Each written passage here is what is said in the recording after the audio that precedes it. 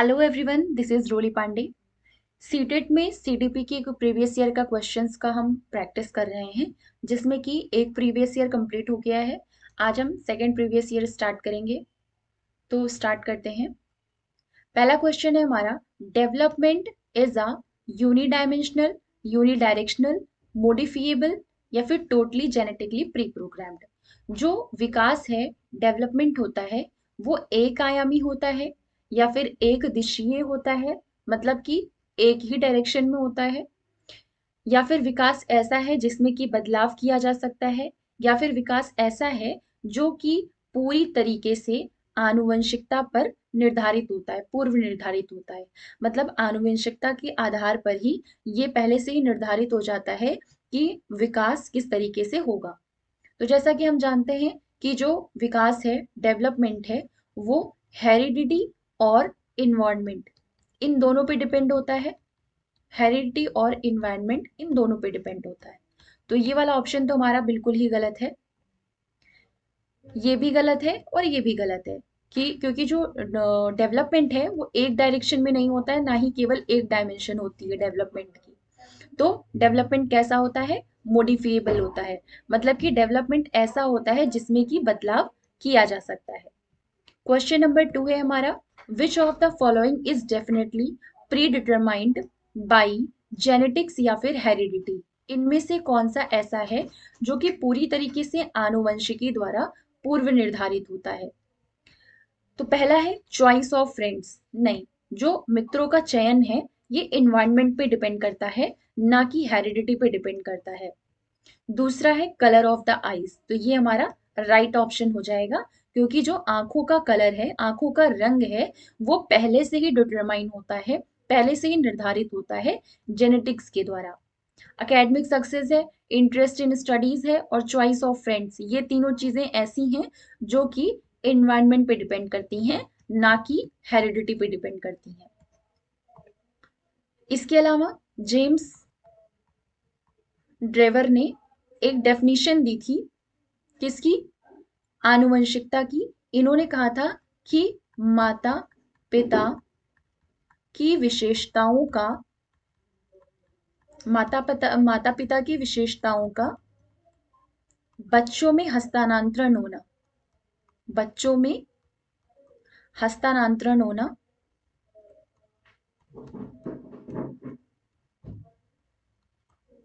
होना वंशानुक्रम कहलाता है,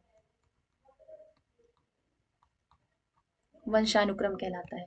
मतलब जेम्स ट्रेवर ने क्या बोला था कि अगर पेरेंट्स की कैरेक्टरिस्टिक्स जो हैं वो बच्चों में ट्रांसफर होती हैं, किसकी? पेरेंट्स की कैरेक्टरिस्टिक्स अगर चिल्ड्रंस में, उनके बच्चों में ट्रांसफर होती है, तो फिर उसको वंशानुक्रम, मतलब कि हेरिडिटी बोलते हैं। ठीक है। तो जो आंखों का रंग है वो पेरेंट्स से ही हमको मिलता है, इस वजह से ये जेनेटिक्स पर आधारित होता है। फिर है क्वेश्चन नंबर 3 हमारा, what refers to the learning that children undergo when they enter social institutions such as school। मतलब कि सीखने की वो प्रक्रिया क्या कहलाती है जिसमें बच्चे स्कूल जैसी सामाजिक संस्थाओं में प्रवेश करके सीखते हैं? तो ये क्वेश्चन हमारा किससे रिलेटेड है? सोशलाइजेशन से रिलेटेड है। प्राइमरी सोशलाइजेशन क्या होता है? जब बच्चे फैमिली से सीखते हैं, अपने परिवार से सीखते हैं, तो ये प्राइमरी सोशलाइजेशन है। सेकेंडरी में स्कूल, इंस्टीट्यूशंस, इसके अलावा नेबर्स, ये सारे किस में आ जाते हैं? ये आ जाते हैं हमारे सेकेंडरी सोशलाइजेशन में। तो इसका राइट ऑप्शन क्या हो जाएगा? क्योंकि यहाँ पे स्कूल की बात की गई है, कहा गया है कि अगर बच्चे सोशल इंस्टीट्यूशन में प्रवेश करते हैं, वहां पे जब सीखते हैं, तो उस सीखने की प्रक्रिया को क्या कहते हैं? तो उसको क्या कहेंगे? Secondary socialisation. क्वेश्चन नंबर 4 है हमारा, in Kohlberg's moral development theory stage 3 at level 2 conventional morality is referred to as. जैसा कि हम जानते हैं, कोहलबर्ग ने मोरल डेवलपमेंट की थ्योरी दी थी, जिसमें कि 3 लेवल्स हैं, हर लेवल में दो दो स्टेजेस हैं, उस हिसाब से टोटल 6 स्टेजेस हैं।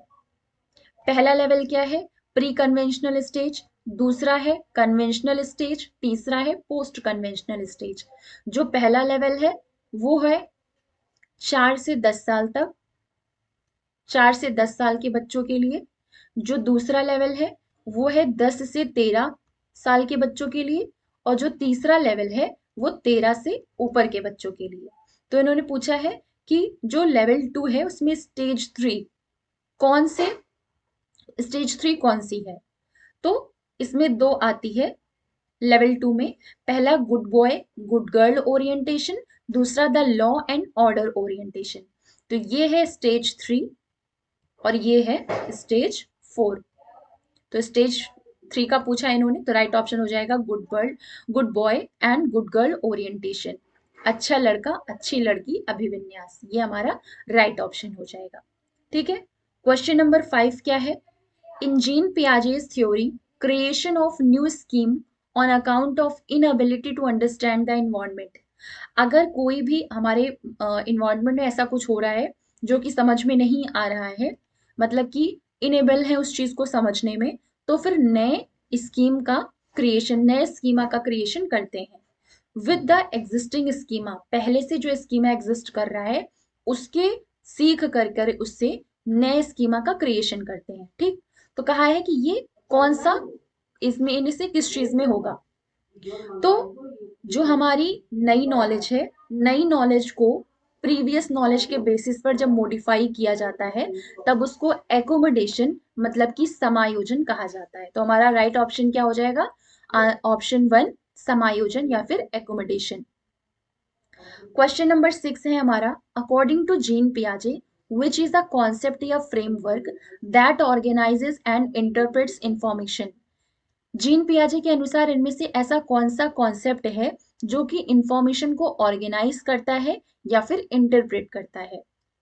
तो इसका हमारा राइट ऑप्शन हो जाएगा स्कीमा। स्कीमा ही है जो कि इंफॉर्मेशंस को ऑर्गेनाइज करने का भी काम करता है और उसको इंटरप्रेट भी करता है। अगर समझ में आ रही है तो ठीक, नहीं तो प्रीवियस नॉलेज के बेसिस पे एक नई स्कीमा का निर्माण करके उस इंफॉर्मेशन को नई स्कीमा में स्टोर किया जाता है। मतलब ओवरऑल हम कह सकते हैं जो भी इंफॉर्मेशंस हैं उनको ऑर्गेनाइज और इंटरप्रेट करने का काम क्या करता है? स्कीमा करता है। तो हमारा राइट ऑप्शन क्या हो जाएगा? Option number 2 that is schema. Question number 7 है, Rashmi uses the variety of tasks to cater to the different learning potential of learners in her class and often makes groups to facilitate peer learning. ठीक। Which of the following theory supports her action? Sigmund Freud की psychosexual theory, या फिर लेव Vygotsky की socio cultural theory, या फिर Lawrence Kohlberg की moral development theory, या फिर बीएफ स्किनर्स की बिहेवियरिस्टिक थ्योरी। तो इसमें कहा गया है कि पढ़ाने का तरीका क्या है, बच्चों को सिखाने का तरीका क्या है कि ग्रुप बना दिए गए, ग्रुप में बच्चे क्या है आपस में एक दूसरे से बात कर करके सीख रहे हैं। तो इस तरीके का इन्वायरमेंट मतलब एक सोशल इन्वायरमेंट क्रिएट कर दिया गया, एक समाज बना दिया गया जिसके अंदर बच्चे बैठ करके सीख रहे हैं। तो ये आता है लेव वाइगोत्स्की की सोशियो कल्चरल थ्योरी में।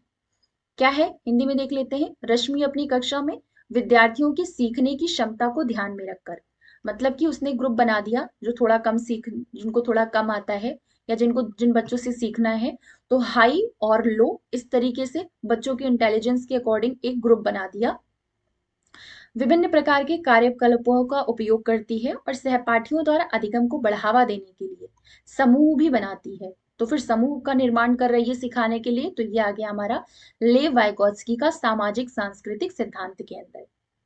क्वेश्चन नंबर 8 है हमारा, the following is not an example of scaffolding by the teacher. इनमें से कौन सा ऐसा है जिसमें कि टीचर के द्वारा स्कैफोल्डिंग का एग्जाम्पल नहीं है। मॉडलिंग स्किल्स फॉर इमिटेशन, बच्चों में इमिटेशन की आदत होती है, तो इस तरीके से अनुकरण करके बच्चे सीखते हैं, तो कौशलों का प्रदर्शन करने से बच्चे सीखेंगे। तो ये टीचर के द्वारा स्कैफोल्डिंग का काम कर रहा है। इशारे और संकेत दे करके प्रॉम्प्ट्स और क्यूज के द्वारा भी बच्चे सीखेंगे अगर टीचर ऐसा ही करती है। तो पीयर ट्यूटरिंग हो रही है, सहपाठियों संग शिक्षण कर रहे हैं, तब भी बच्चे सीखेंगे। मतलब कि रोट मेमोराइजेशन, रटना एक ऐसी चीज है जिससे कि बच्चे नहीं सीखेंगे। तो टीचर द्वारा अगर इस चीज को इसके फोल्डिंग में यूज किया जा रहा है या किया जा रहा है तो ये इसके फोल्डिंग में नहीं आएगा। तो राइट ऑप्शन हमारा हो जाएगा option number 2 that is rote memorization या फिर रटना। क्वेश्चन नंबर 9 है, which of the following does not depict appropriate strategies for learning in a constructivist classroom? नाम से ही कंस्ट्रक्टिविस्ट क्लासरूम ऐसी हो जिसमें संरचना रचना करके बच्चे एक्टिव लर्नर होते हैं, सक्रिय होकर के सीखते हैं। तो कंस्ट्रक्टिविस्ट क्लासरूम में इनमें से कौन सा ऐसा है जो कि लर्निंग के लिए सही स्ट्रेटेजी नहीं होगी? इनमें से कौन सी शिक्षा शास्त्रीय पद्धति ऐसी है जो कि संरचनावादी कक्षा के लिए उपयुक्त नहीं है? तो ये एंकरेजिंग मल्टीपल पर्सपेक्टिव्स बिल्कुल सही है, ऐसा कंस्ट्रक्टिविस्ट क्लासरूम में होता है। ये एक बेस्ट स्ट्रेटजी है सिखाने के लिए। ग्रुप कोलैबोरेशन भी सही है। एक्सपेरिमेंटेशन प्रयोग करके बच्चे सीखें, ये भी ठीक है। ड्रिल एंड रिकॉल ये ऐसा है जो कि सही स्ट्रेटजी नहीं है कंस्ट्रक्टिविस्ट क्लासरूम के लिए सिखाने के लिए। क्वेश्चन नंबर 10 है हमारा, dismissed the idea of general intelligence and defined intelligence in terms of several distinct set of processing operations। इनमें से किसने सामान्य बुद्धि के विचार को नकार दिया? सामान्य बुद्धि में क्या था? डायरेक्ट फॉर्मूला लगा करके उनकी बुद्धि को बता दिया जाता था कि इतने परसेंट बुद्धि है, ठीक। लेकिन इनमें से कौन ऐसा है जिन्होंने सामान्य बुद्धि के विचार को ही नकार दिया और बुद्धि के अनेक विशिष्ट संसाधन संक्रियाओं के पदों के रूप में परिभाषित किया? मतलब इन्होंने कहा हर तरीके की थोड़ी थोड़ी बुद्धि हर इंसान के अंदर पाई जाती है, ऐसा नहीं है सिर्फ एक ही टाइप की बुद्धि किसी के अंदर होती है। तो इनमें से कौन से ऐसे हैं? चार्ल्स स्पेयरमैन है, कि अल्फ्रेड बिने है, या फिर थियोडोर साइमन है, या फिर हॉवर्ड गार्डनर? तो राइट ऑप्शन हमारा क्या हो जाएगा? हॉवर्ड गार्डनर है, जिन्होंने जो जनरल इंटेलिजेंस का आइडिया है उसको तोड़ करके, उसको डिसमिस करके एक अलग से इंटेलिजेंस का एक डेफिनेशन दी जिसमें कि बहुत सारे अलग अलग टाइप के इंटेलिजेंस को बताया। ये है क्वेश्चन हमारे, क्वेश्चन नंबर 10 तक। 10-10 क्वेश्चन के सेट का एक क्लास होगी। तो मिलते हैं नेक्स्ट वीडियो। Thank you.